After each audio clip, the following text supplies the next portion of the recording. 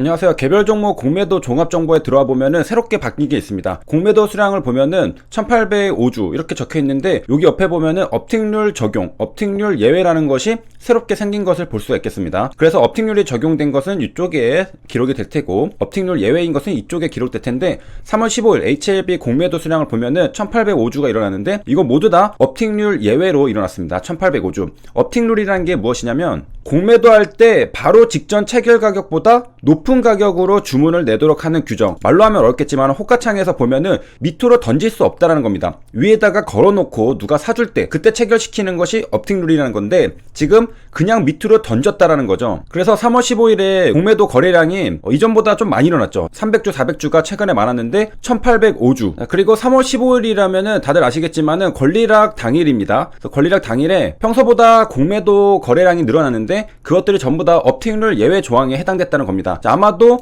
이쯤에서 일어나지 않았을까, 이런 데서 거래가 되지 않았을까 그렇게 생각을 해볼 수가 있겠는데 이날 플러스 10%까지 올라갔다가 쭉 내려와서 자, 플러스 2% 보합 수준까지 내려와서 끝났습니다. 자, 이 업틱률 구분은 최근에 생긴 거거든요. 이전에 보면은 업틱률 적용 예외에 둘 다 00이라고 적혀있는데 이전에는 집계가 되지 않았는데 이번에 최근에 업데이트가 되면서 업틱률 적용인지 예외인지 구분을 해주는 그러한 표시가 생겼습니다. 그리고 우연히도 HLB가 공매도 거래량이 최근에 비해서 많이 일어났을 때 이게 업틱률 예외에 해당하게 거래가 되었구나 라는 것까지 우리가 확인할 수 있었습니다. 자, 이것은 위에다 걸어놓는 게 아니라 밑으로 던질 수 있는 그런 조항에 해당된다는 건데 업틱률 예외가 있다라는 것은 업틱률 예외 조항이 있다는 거 아니냐? 네, 있습니다. 12개의 업틱률 예외 조항이 있는데 이것들도 공매도에 악용된다라는 그런 비판들이 많았기 때문에 자, 상반기까지 축소하겠다라고 2월 22일자 뉴스 기사가 나온 게 있습니다. 공매도 업틱률 예외는 왜 있었느냐? 시장 조성자를 위해서 예외 조항으로 뒀는데 이게 공매도 증가 등 주객이 전도됐다면 시장 안정 차원에서 살펴보겠다. 자, 이렇게 은 위원장의 말을 했다는 건데 공매도 입장에서 업틱률을 피하는 것이 왜 중요하냐면은 위에다가 걸어놓으면은 가격은 떨어지지 않겠죠. 하지만 밑으로 던져버리면은 투심을 약화시킬 수 있습니다. 그래서 업틱률은 공매도 증가로 주가 하락 속도가 빨라지고 투자 심리를 악화시키는 방향으로 작용할 수 있는데 이것을 방지하기 위해서 업틱률이라는 규정을 뒀던 겁니다. 그런데 이것들을 피할 수 있는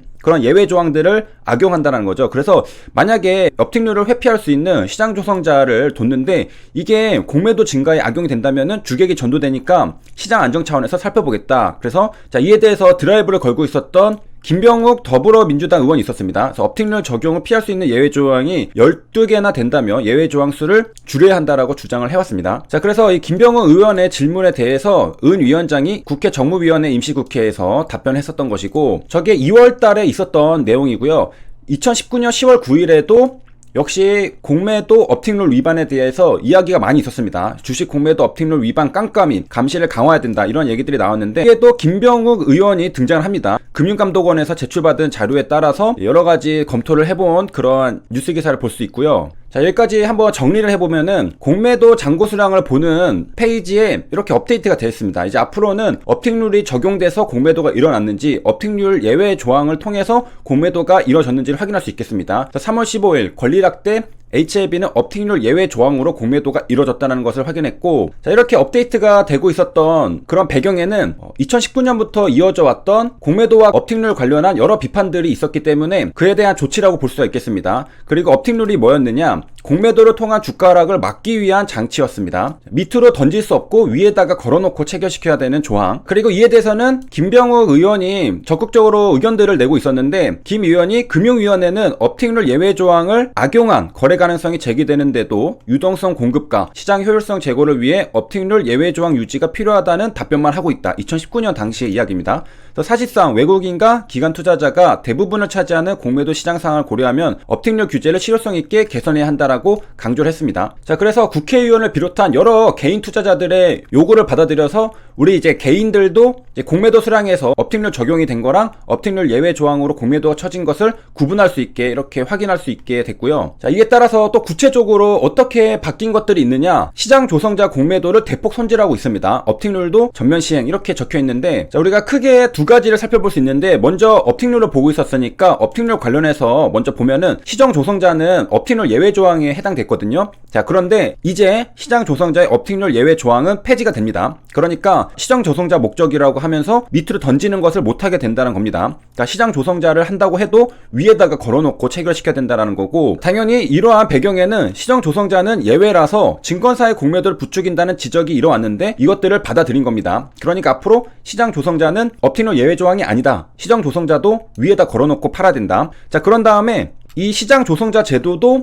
종목들을 한정했습니다. 저유동성 종목 중심으로 운영하기로 했다고 하는데, 시장 조성 대상 종목 졸업 제도를 도입했다고 합니다. 우리가 시장 조성자 제도 목적이 유동성이 부족한 종목들에게 유동성을 제공하기 위한 건데, 유동성이 충분히 있다면은 시장 조성자가 필요 없겠죠. 그렇기 때문에 시장 조성자 제도를 유지하면서 공매도로 악용될 가능성을 남겨두기보다는 졸업해서 시장 조성 대상 종목에서 제외하기로 한 겁니다. 그러니까 한마디로 시장 조성자 제도의 목적이 뭐냐, 유동성을 공급하기 위한 건데, 일정 수준 이상 유동성이 확보되면은 시장 조성자 제도는 필요가 없잖아요. 그렇기 때문에 그러한 유동성이 확보된 종목들은 제외를 합니다. 그러면은 공매도에 악용될 가능성이 줄어들겠죠. 그러면은 이제 필요한 종목들에게는 시장 조성자가 필요합니다. 그렇기 때문에 유동성 하위 종목에 대해서는 의무 참여 비중을 설정하는 방식으로 시장 조성자 참여를 의무화합니다. 그리고서 시장 조성 수수료도 저유동성 종목을 우대하기로 했다. 그러니까 정말 필요한 곳에다가 시장 조성을 하고, 그 외에 필요하지 않은 유동성이 충분한 종목들은 공매도에 악용될 가능성도 있기 때문에 졸업을 시켜서 제외한다, 이렇게 됩니다. 자, 이러한 조치들은 개인 투자자들이 정부를 상대로 또 한 번 요구사항을 관철한 사례라고 하는데, 그동안에 굉장히 많은 일들이 있었죠. 공매도 금지 기간 6개월 추가 연장 됐죠. 그리고 양도소득세 비과세 기준 상향, 그리고 대주주 양도소득세 부과 기준을 10억에서 3억으로 하향하기로 했는데 이게 철회가 되고, 여러가지 정부를 상대로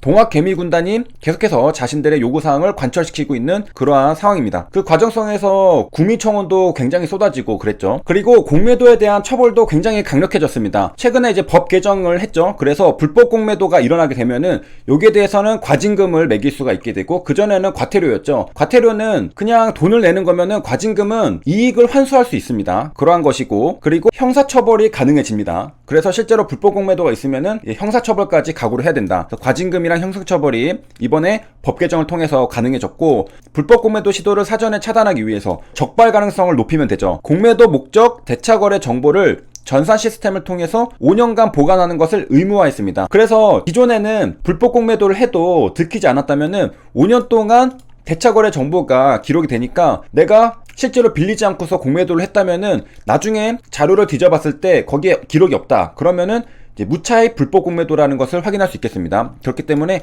적발을 할 수가 있겠고, 적발이 되면은 과징금, 형상처벌이 가능해집니다. 그래서 이러한 제도들이 개선이 되었고, 그 다음에 공매도가 이제 앞으로 부분 재개는 5월 3일에 되죠. 이때까지 제도 개선이랑 시스템 구축을 마무리할 계획이라고 밝혔습니다. 그래서 여기까지 정리를 하면은, 동학개미운동, 개인 투자자들이 정부를 상대로 자신들의 의견을 적극적으로 개진함에 따라서 금융당국도 좌시할 수가 없었고, 그에 따라서 비판을 수용하고 여러가지 제도 개선이 일어나고 금융 시스템을 업그레이드하는 그런 움직임들이 나타나고 있습니다. 그 중에 하나가 오늘 봤었던 공매도 수량을 보면은 앞으로는 업틱률 적용된 거랑 업틱률 예외인 것을 확인할 수 있다. 그래서 개인 투자자들에게 정보를 더 준다, 그런 것을 볼 수 있고, 그 외에도 시장 조성자는 앞으로 업틱률 예외 조항을 폐지하고 대차 거래를 5년간 의무 보유하고, 또 불법 공매도가 있었다면은 과징금이랑 형사처벌까지 가능해지는 여러가지 개선들이 있었습니다. 여기까지 시청해주셔서 감사합니다.